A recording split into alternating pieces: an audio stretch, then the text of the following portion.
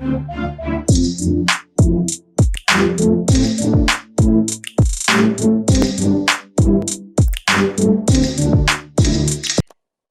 to the Print Softcover, a unique platform on which we launch non-fiction books.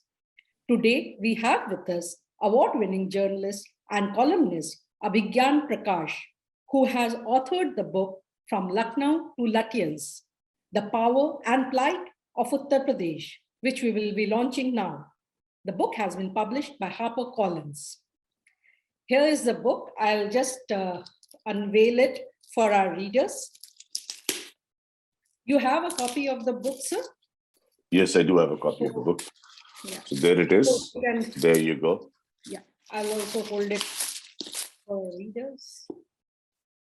So here is the book, From Lucknow to Lutyens by Abhigyan Prakash. I'll request our readers to buy the book, order the book, and read it. It's a very interesting narrative on the state of politics in Uttar Pradesh. Thank you, Mr. Abhigyan Prakash. Thank you. Thank you so much. And thank you so much for being there and, for the interaction that's to follow. Thank you. Yes. The launch of the book is very timely, coming as it is just a couple of days after the UP election results, which saw the BJP coming to power in the state for a second consecutive term. The book, in fact, delves into some of the important issues related to the state which were at play at the just concluded assembly election. Welcome once again to ThePrint, Mr. Prakash. And without wasting any further time, let me put the first question to you. So your first thought on the UP election results. You have mentioned in your book about how caste and communal politics, that's one of the biggest bane of the state. So how much did caste and communal politics, play out in this election? And your first thought on the UP election results? Obviously, the pattern and the winning pattern the BJP created for itself in 2014, and I extensively, like months and months, I traveled 14, 17, 19. I did a full digital series as well. So the base that BJP created for itself, and particularly getting the backwards to come on its side, it was seen in the traditional old pattern. I've seen it in the 90s as a very upper caste party. So it changed itself, and that continues to work for the BJP. And that's been also the biggest gain for the BJP in this election. If I put it straight away, it has been a smart strategy of three factors: keeping its core brand of Hindutva, which is what BJP is identified with politically, adding to it, the ration and the bhashan techniques, looking at the poor in the state, and thirdly, also not letting go to Samajwadi Party, the backward base it had created. These things are mentioned in the book and how it happened post 2014. So these three things put together has worked for the BJP very well, resulting in the BJP. Yeah.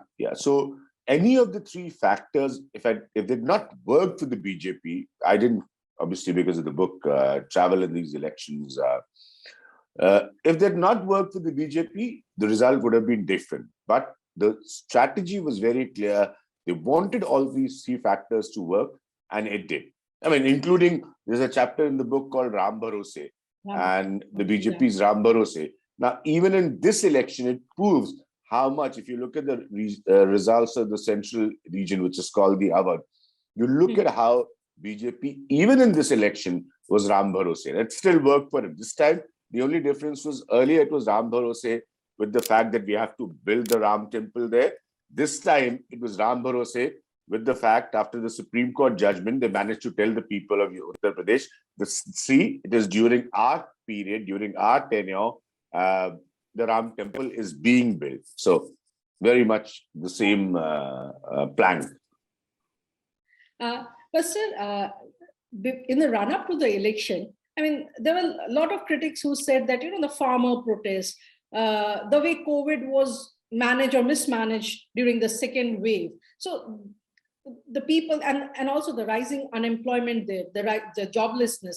I mean, that would create a dent in the BJP's vote bank, but that doesn't seem to have happened. I mean, even if you see the Western UP region, in fact, you have mentioned about the Western UP region in your book, also in the chapter dealing with agriculture. So how come the farmer protests did not, manage to, get votes for the opposition party? And despite the agitation, despite the fact that the opposition party were using it and talking about it so vociferously in the run-up to the election? Yeah, it's a very good question you've asked, because the answer to this is also very straight. I think because of the system of feedback that the BJP has, which is multi-layered, which sung in the background, providing the feedback, I think it was a very conscious and timely decision of the Prime Minister, A, to admit that this is a law which we've not been able to explain to the farmers about, and B, to take it back.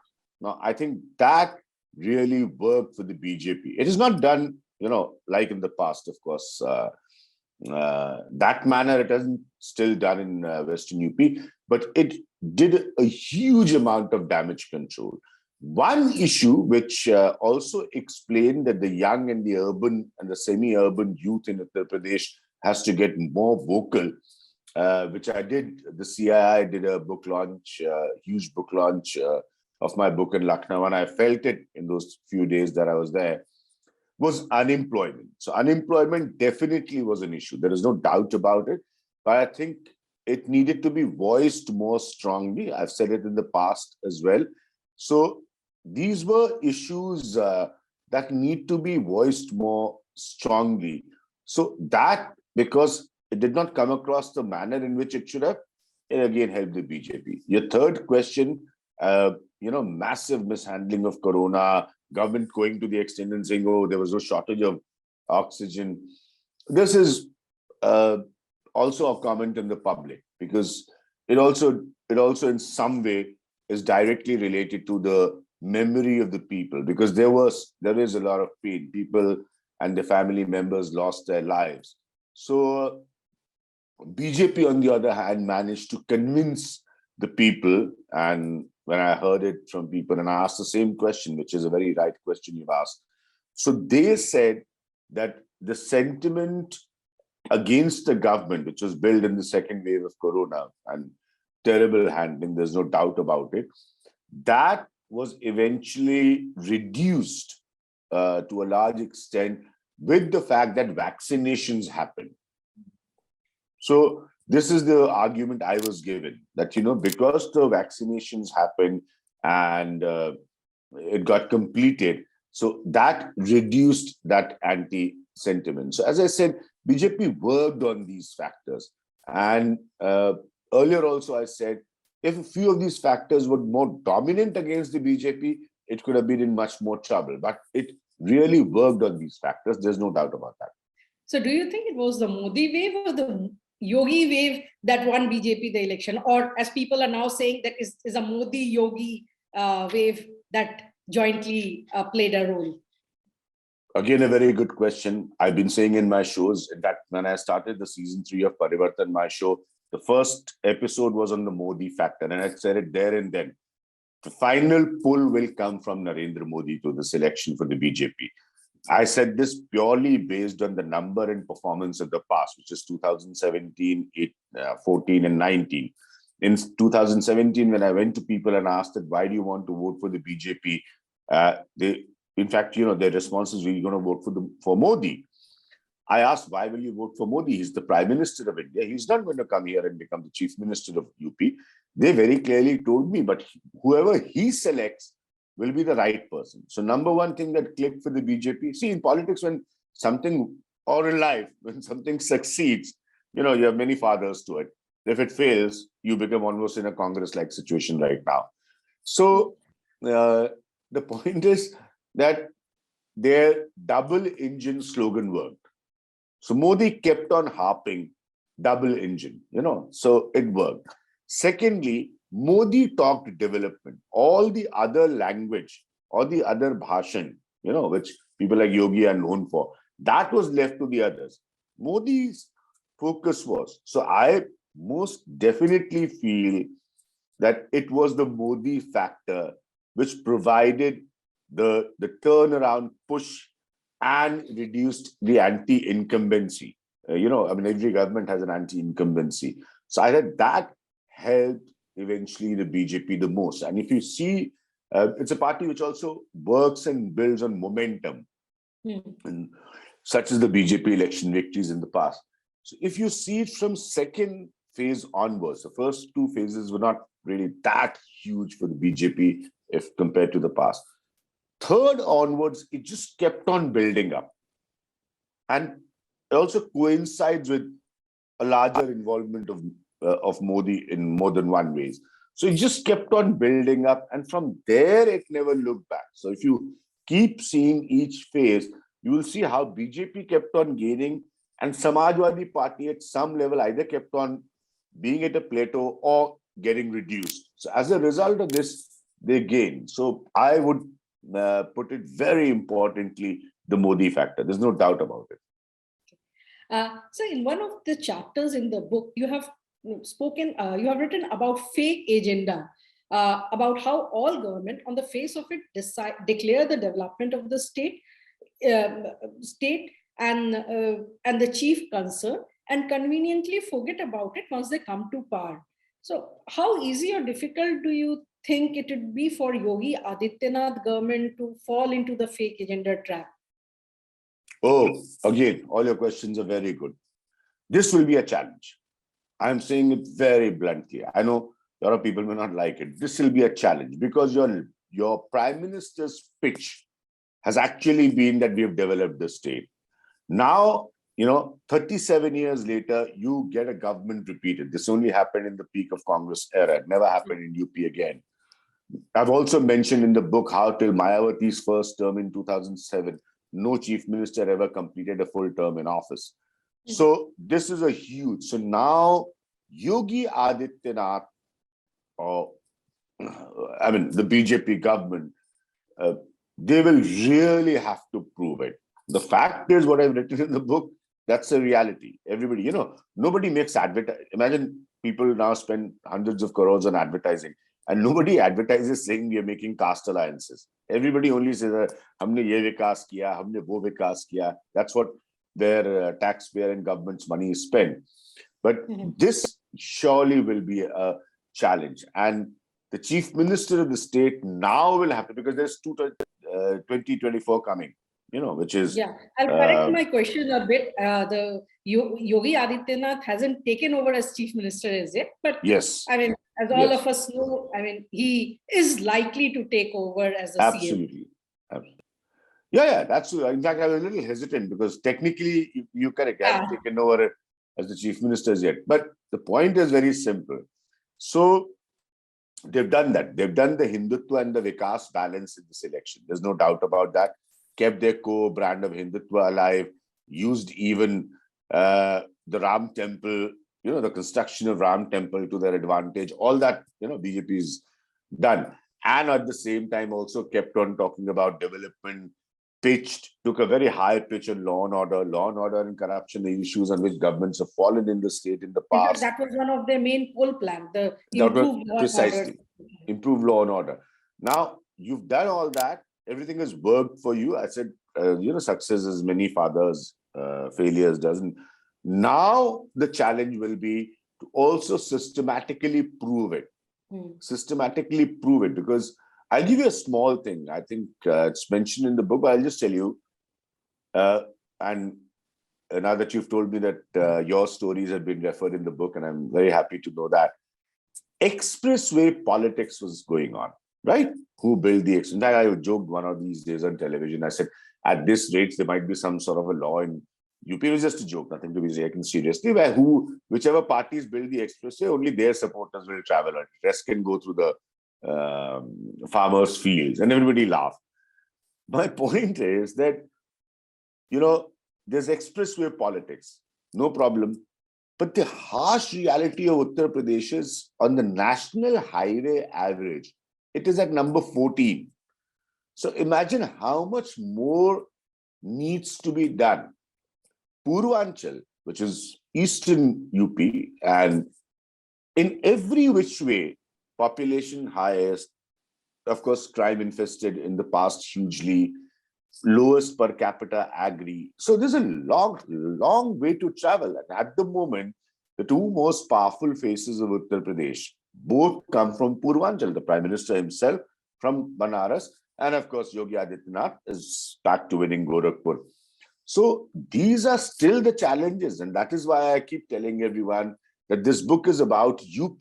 And I've tried to deal it in the manner that it lasts for much longer to see a lot of these corrections that can be made. It is not that changes haven't happened, but it's a long way still to go, in my opinion. Right.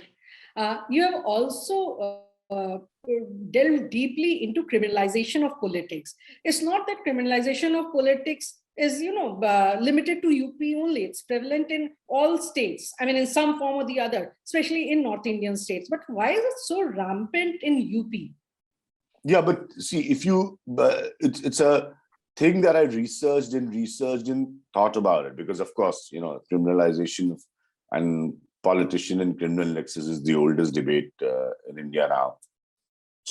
So there's a particular, I wouldn't like to use the word spin, but aspect to it.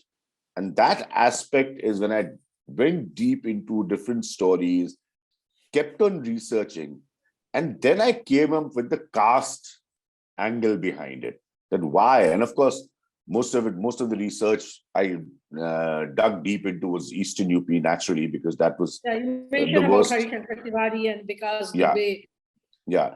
So I came to the conclusion that even in crime, there is a very, and which is a unique aspect in UP. It's not the same in other states.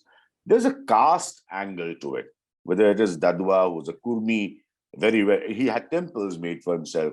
The Pulan Devi story herself, the Nirbhay Singh Gujar story, again, a very well-known person. So then I looked that at some stage, it is oppression of the lower caste, by the upper caste. Now, these are stories which eventually forced them to pick up a gun and rule, and sort of not accept the rule of law and rule it by their own means. That is the reason I wrote these chapters on caste criminalization. And of course, once your criminality reached a point of success, it naturally laid the foundation for you to get into politics, because you were either helping MLAs win the elections, or you were organizing yourself in politics and changing parties. There's a chapter called Switchers, so going from this side to the other. So it was very complex for me to research that particular thing, because straight away I would have just said politics in crime. No, there's a deep angle and aspect to it, and that was caste, and which is where I turned the chapters into caste criminalization. And if you see each story, each mention there, you'll find the link of how it happened and how each dacoit from a different caste actually took on the upper caste. In fact, even the Pulan Devi story, on which movies have been made in the past, there are certain things I've told which have not been discussed earlier. So that was a very unique element which I researched. And that is also because there was a caste assertion. When these people turned criminal, the caste also felt powerful, because to their darbar, literally the politicians were coming to seek blessings to win elections. So the caste also all of a sudden felt very powerful.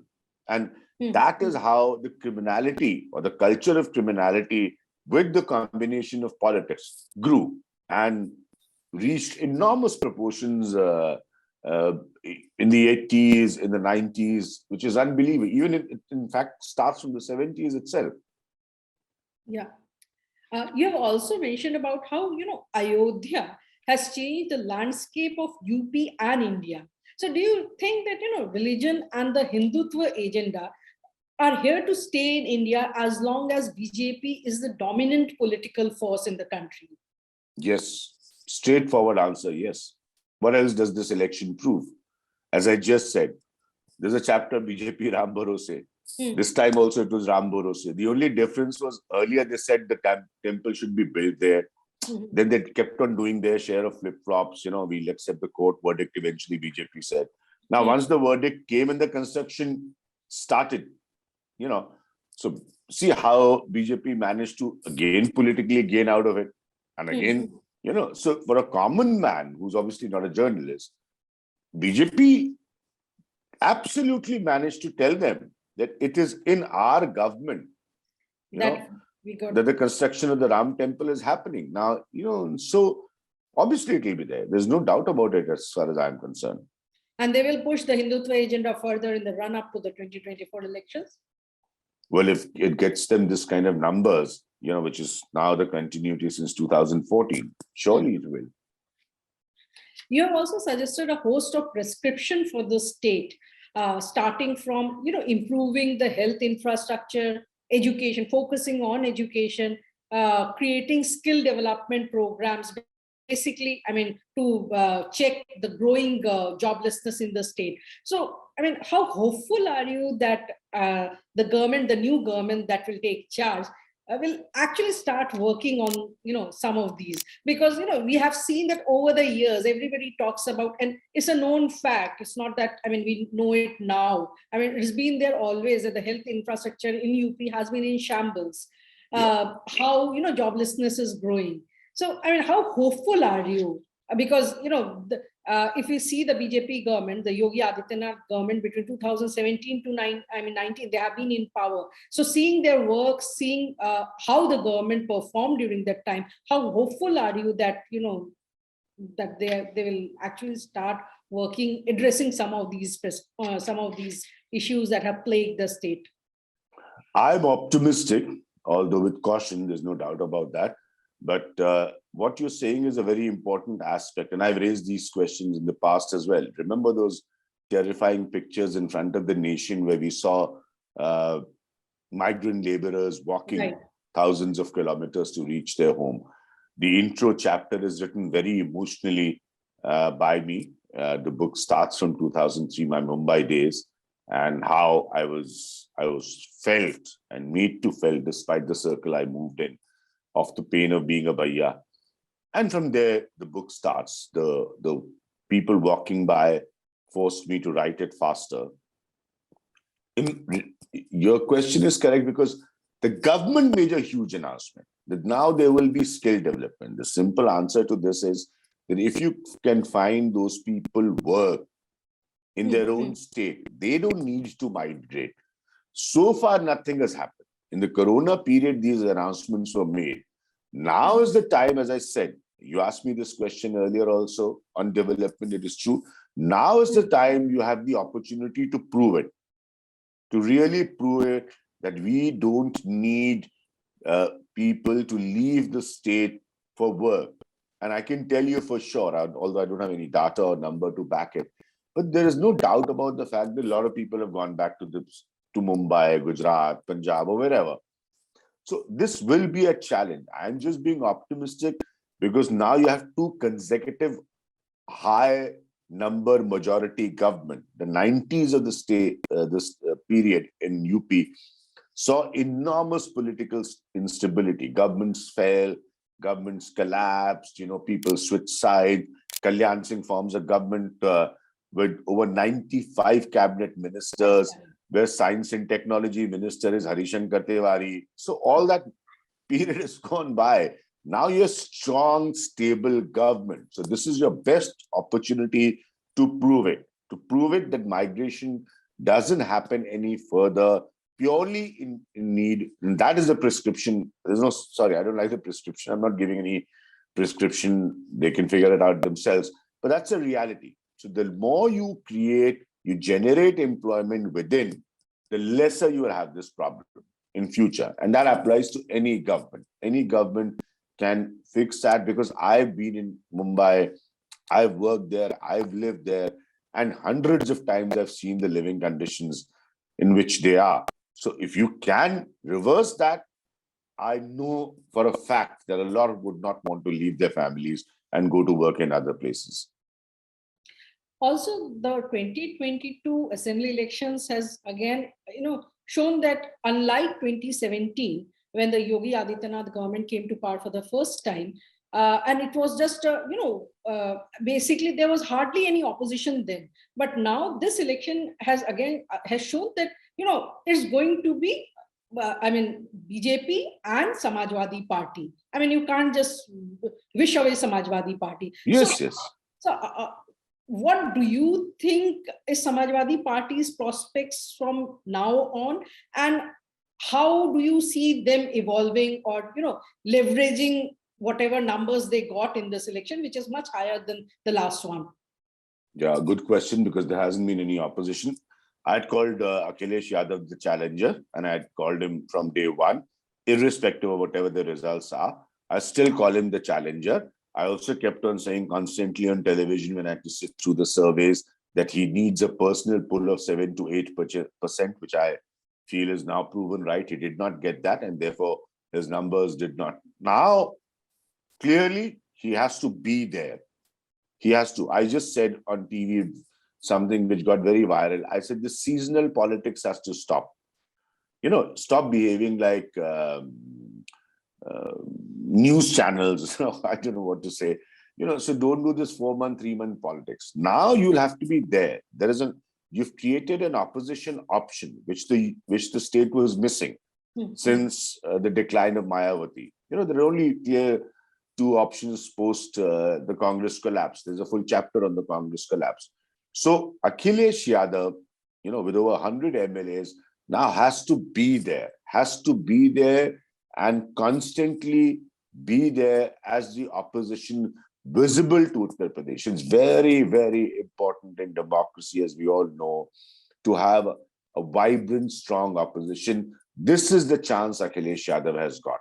And if he's not there, then trust me, BJP is a very dominating style of politics now, is very dominating.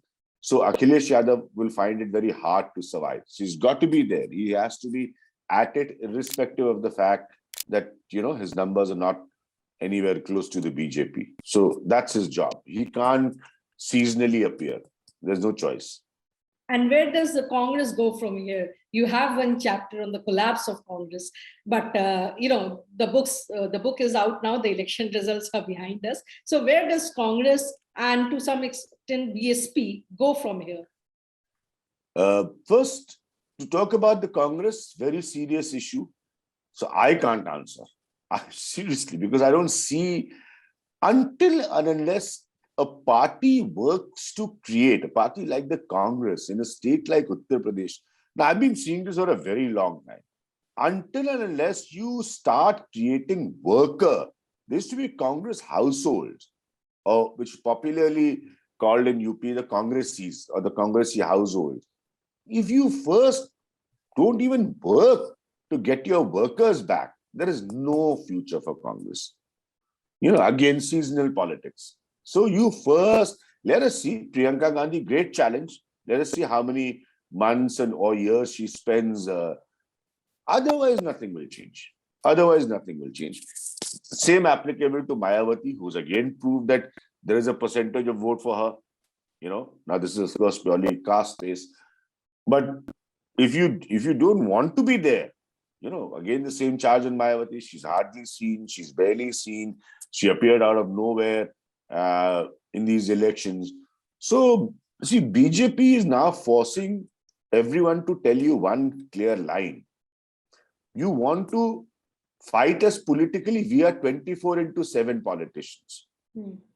So you can't fight us on a tri-monthly or a 6-monthly basis. You have to be there. So challenge is the same for Akhilesh Yadav. Like if I am Priyanka Gandhi or whatever, whoever advisor she has, you have to really start from scratch first to build Congress workers. You'll never get, I've asked Congress this many times, it's politicians, where will you get your candidates from? Look at the kind of candidates you get, because you don't have workers. You have no organization left. And this has been the story, barring the exception of 2009, where Congress all of a sudden did well in the Lok Sabha election. This has been the story for a long time. So what will you do? So if you want to really see the Congress anywhere as an option, the perception of Congress in UP is that it has no option. So you first work to, now, as you rightly said, Akhilesh Yadav now is an opposition option. Congress is not even that. So be it Congress, be it BSP, you have to first work to create some sort of an environment, be visible, be there, create organization, work on the ground, create structures. And this doesn't happen in politics overnight. So I'm sorry, again, my same old theory, it can't be seasonal. If anybody is still contemplating to it be seasonal and align it with, the screaming media or the soundbite syndromes, then nothing will happen, because you have to work on the ground. BJP's victories also proved how much of a silent voter there is. Yes. So with this, we come to the end of this edition of Soft Cover, but I would like to end on a personal note, Mr. Prakash. You were born in UP, in Varanasi, and then you, during your younger days, you then moved to Lucknow. You talk about your childhood days when you were learning tabla and you used to go to your guru's house, Ashu Babu, if I'm not wrong, in the violins of Dashashum, near the Dashashum. It's Siasi Bengali Tola. Yeah, Bengali Tola. So from Varanasi to Lucknow, how has the state, how have these cities changed? From when the time you grew up to what you see now, how has... this is one of the most important questions you've asked. I've been telling this to people for years and they're not understanding. Stop the conventional way of looking at UP. You know what has happened in UP in the last 25 years? Very, very good question. UP now has its own metros and tier 2. BJP's learned that faster than any other political party. So you have your own metros of Uttar Pradesh, the UP big cities, and you have loads of tier 2 cities, which is not the case 25 years ago. Okay, so you have the Allahabad, the Kanpur, the Banaras, the Lucknow, the Noida, the Agra. Imagine 25 years ago, there's nothing like that, or 30 years ago. And then all of a sudden you have a plethora of tier 2 cities. There is also next to Agra, Mathura, there is also a Firozabad, there is also a Moradabad. So the layering which has happened in UP was not there so many years ago. So it is clearly in 3 layers that I now see UP: urban, which is the metros; semi-urban, which is the tier 2 cities; and rural. So any development or any socio-political change of a strategy has to be based with this realization, because a lot of these places have grown by themselves. It is not that governments have, it is just a change. It's just a social change that has taken them to a different level. And obviously, 30 years ago, that was not the scenario. So now you have 3 layers. As I said, UP has its own metros. You say about 10 cities, you can call them metros. Then tier 2 cities, smaller, but very important, very relevant. And then is the rural India. So the layering of Uttar Pradesh, in my opinion, has actually changed in the last 25, 30 years. Thank you so much, Mr. Prakash, and congratulations once more on your book. It was an interesting read. I hope our viewers also read it and find it interesting. And it was a pleasure talking to you, sir. Thank you so much. Same here. God bless you.